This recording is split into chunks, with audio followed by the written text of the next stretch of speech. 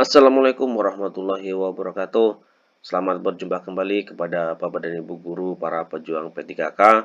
Mudah-mudahan selalu diberikan kesehatan dan selalu diberikan semangat untuk selalu belajar bersama kami Cermin Pendidikan, yang mana pada kesempatan kali ini kita akan membahas mengenai tentang kisi-kisi dan kumpulan soal FR, dan alhamdulillah langsung kita lengkapi dengan pembahasan-pembahasannya. Dan kali ini juga kita akan membahas di paket yang kedua ini, masih sama 4 bidang sekaligus. Dan sebelumnya kami juga mohon maaf kepada Bapak dan Ibu guru, mungkin di dalam pembacaan ataupun di dalam penjawaban soal yang akan kami berikan dan kami bahas masih kurang berkenan di Bapak dan Ibu, dan mari kita koreksi bersama-sama untuk lebih meningkatkan pemahaman kita. Dan sebelumnya kepada Badan Ibu Guru, jangan lupa untuk klik like, subscribe, dan komen. Dan apabila bermanfaat, Bapak dan Ibu bagikan kepada teman-teman yang lain, agar kita bisa sukses bersama menyandang gelar P3K di tahun atau di tahap yang ketiga ini. Baik, untuk tidak memperpanjang kata-kata pembukaan kita kali ini, dan Bapak dan Ibu guru juga sudah tidak sabar lagi untuk di paket yang kedua ini, dan mudah-mudahan semakin paham dan Bapak dan Ibu guru semuanya. Baik, kita mulai untuk soal yang pertama.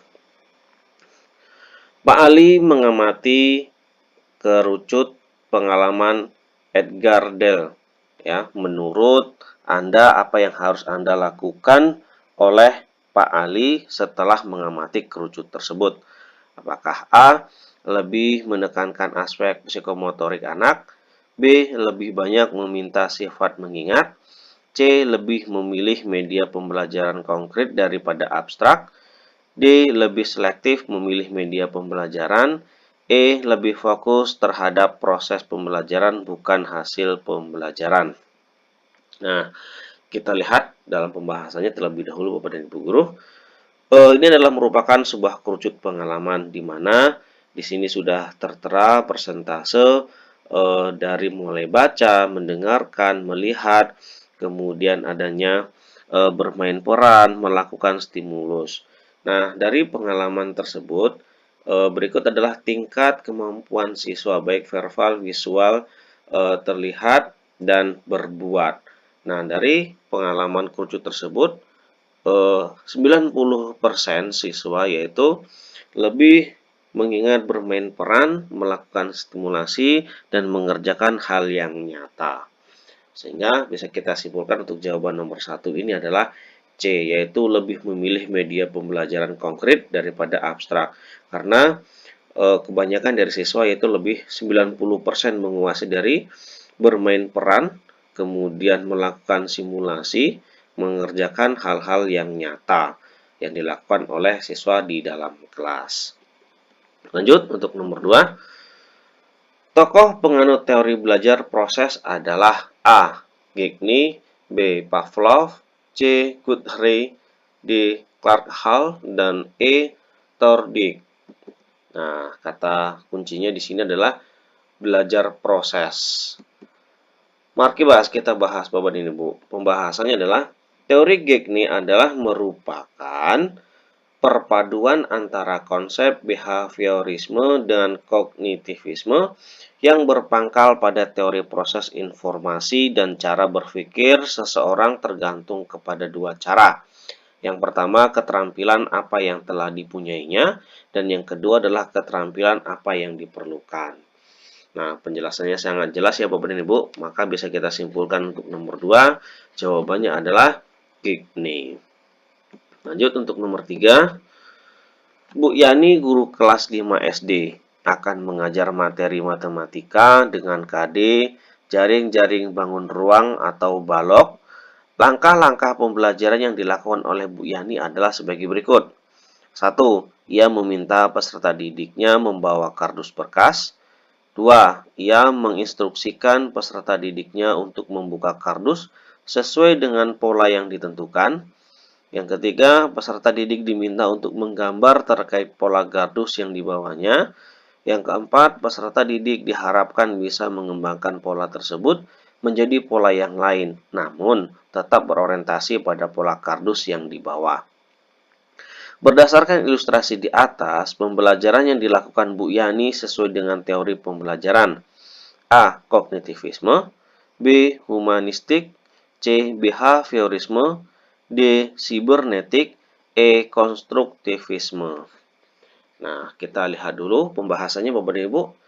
Dari langkah-langkah tersebut, kita dapat mengetahui bahwa teori yang dilakukan adalah kognitif karena siswa diarahkan cakupan pengaturan yang diterima dan menyesuaikan pemahaman yang dimiliki oleh peserta didik. Nah, pembahasannya sangat jelas sekali nih Bapak dan Ibu ya. Sehingga kita bisa simpulkan jawaban untuk nomor 3 adalah menggunakan teori kognitivisme. Lanjut untuk nomor 4. Dalam pembelajaran, guru menyediakan 2 magnet dan paku. Siswa kelas 6 SD melakukan percobaan tarik-menarik kutub medan magnet. Rumusan tujuan pembelajaran tersebut adalah kurang komponen titik-titik. A. Audience, B. Condition, C. Degree, atau D. Behavior. Nah, kita lihat di sini Bapak dan Ibu, kata kuncinya adalah siswa kelas 6 SD melakukan percobaan tarik-menarik kutub medan magnet. Ya. Nah, mari kita bahas Bapak dan Ibu. Siswa kelas 6 SD melakukan percobaan tarik-menarik kutub medan magnet, yaitu dengan benar. Sehingga kita bisa simpulkan yaitu teori behavior ataupun menggunakan komponen pembelajaran behavior karena jangan lupa Bapak dan Ibu bahwasanya dalam pembelajaran itu ada ABCD. Lanjut nomor 5. Dalam pembelajaran, guru meminta peserta didik untuk memahami objek-objek dunia melalui gambaran-gambaran atau visualisasi gambar. Ini merupakan sesuai dengan teori A. Brunner, B. Gigny, C. Ivan Pavlov, D. Skinner, atau E. Bandura. Kata kuncinya di sini adalah memahami objek-objek dunia melalui gambar-gambar atau visualisasi gambar. Mari kita bahas Bapak dan Ibu. Pembahasannya ini merupakan tahapan ikonik, yang mana tahapan ini pengetahuan disajikan melalui sekumpulan gambar-gambar yang mewakili suatu konsep. Ini merupakan teori pembelajaran menurut Brunner. Ya, jadi untuk nomor 5 jelas sekali yaitu jawabannya yang A, yaitu Brunner. Nomor 6. Seorang guru taman kanak-kanak akan mengajar tentang indikator, yakni peserta didik mampu melakukan gambaran psikomotorik kasar. Guru tersebut memberikan contoh kepada peserta didiknya terkait gerakan kasar tersebut. Ilustrasi yang diberikan oleh guru tersebut sesuai dengan teori A. Brunner, B. Gigny, C. Ivan Pavlov, D. Skinner, atau E. Bandura. Kita lihat dulu kata kuncinya Bapak dan Ibu. Kata kuncinya itu peserta didik mampu melakukan gerakan psikomotorik kasar. Guru tersebut memberikan contoh kepada peserta didiknya sebelum memberikan atau memerintahkan kepada siswa. Mari kita bahas. Teori Bandura mengemukakan bahwa peserta didik belajar meniru hal-hal yang dilakukan oleh guru. Dan teori ini merupakan gabungan dari teori belajar behavioristik dengan penguatan dan psikologi kognitif yang berprinsip pada modifikasi perilaku. Sehingga untuk nomor 6 jawabannya adalah Bandura. Dan ini teori-teori ini banyak sekali dan sering sekali keluar ya Bapak dan Ibu sesuai dengan soal FR yang kita berikan, soal-soal yang sering muncul.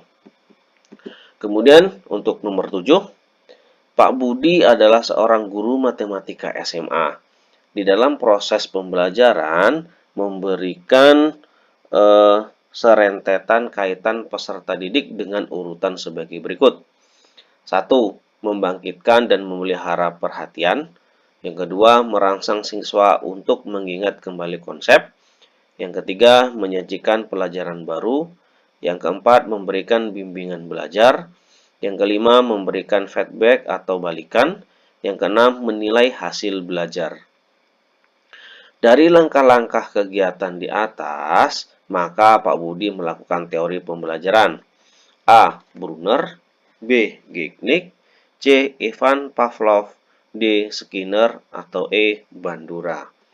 Mari kita cek kata kuncinya Bapak dan Ibu. Kata kuncinya adalah memberikan serentetan kegiatan peserta didik. Ya, sehingga kita bisa simpulkan untuk pembahasannya adalah di dalam pembelajaran menurut Gignic, peranan guru lebih banyak membimbing peserta didik. Guru domain sekali peranannya di dalam proses pembelajaran. Bisa kita simpulkan untuk nomor 7 jawabannya adalah Gignic, yaitu sesuai dengan peran guru. Di sini ya Bu, di langkah-langkahnya Bapak dan Ibu terkait mengenai tentang peran guru membimbing peserta didik. Lanjut untuk nomor 8. Contoh penerapan teori behavioristik yang dapat dilakukan oleh guru dalam praktek pembelajaran adalah A. Membimbing peserta didik dalam memperoleh pengetahuan baru agar dapat menambah kemampuan peserta didik. B. Memberikan stimulus kepada peserta didik berupa penataan lingkungan belajar. C. Memahami tahap perkembangan peserta didik dan menggunakan metode pembelajaran sesuai dengan tahap tersebut. D. Memberikan penjelasan tentang pengetahuan baru dengan berbagai metode dan strategi belajar yang menarik. E. Memberikan kegiatan yang merangsang keingintahuan peserta didik dan membantu mereka mengekspresikan gagasannya.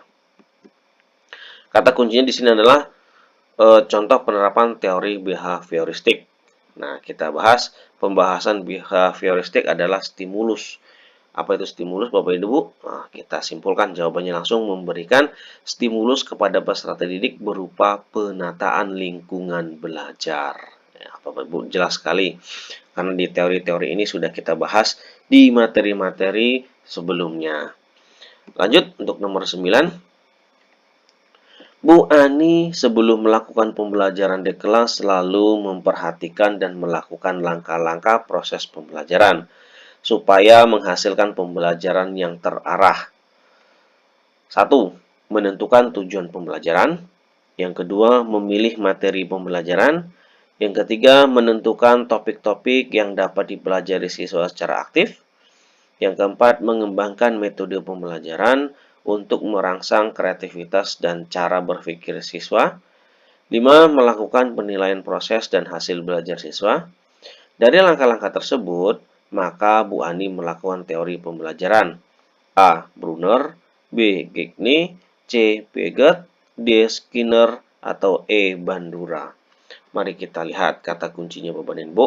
Kata kuncinya di sini adalah selalu memperhatikan dan melakukan langkah-langkah proses pembelajaran supaya menghasilkan pembelajaran yang terarah. Mari kita bahas Bapak dan Ibu. Belajar menurut teori kognitif Jean Piaget adalah proses pembelajaran akan terjadi apabila ada aktivitas individu berinteraksi dengan sosial dan belajar adalah suatu proses yang aktif, konstruktif, dan berorientasi pada tujuan. Sehingga untuk nomor 9 bisa kita simpulkan yaitu Piaget. Kemudian untuk nomor 10, belajar merupakan usaha memberikan makna oleh peserta didik kepada pengalamannya melalui asimilasi dan akomodasi yang menuju pada pembentukan struktur kognitifnya, memungkinkan mengarah kepada tujuan tersebut merupakan teori belajar. A. Konstruktivisme, B. Humanisme, C. Behaviorisme, D. Sibernetik, atau E. Kognitivisme. Mari kita lihat kata kuncinya Bapak dan Ibu untuk nomor 10. Kata kuncinya adalah pengalaman melalui asimilasi dan akomodasi. Nah, kita bahas bahwasanya menurut konstruktivisme adalah proses mengasimilasikan dan mengaitkan pengalaman atau pembelajaran yang dipelajari dengan pengertian yang sudah dimilikinya sehingga pengetahuannya dapat dikembangkan. Jelas sekali Bapak dan Ibu pembahasannya. Jadi kita bisa simpulkan untuk nomor 10 adalah konstruktivisme. Baik, terima kasih Bapak dan Ibu guru.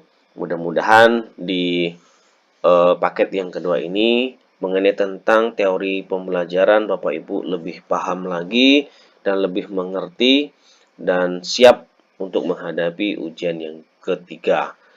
Namun sebelumnya jangan lupa Bapak dan Ibu untuk klik like, subscribe, dan komen dan bagikan kepada Bapak dan Ibu guru yang lain apabila postingan ini bermanfaat dan bisa sukses bersama kita bersama. Demikian untuk Bapak dan Ibu, terima kasih. Sampai jumpa di paket yang ketiga. Assalamualaikum warahmatullahi wabarakatuh.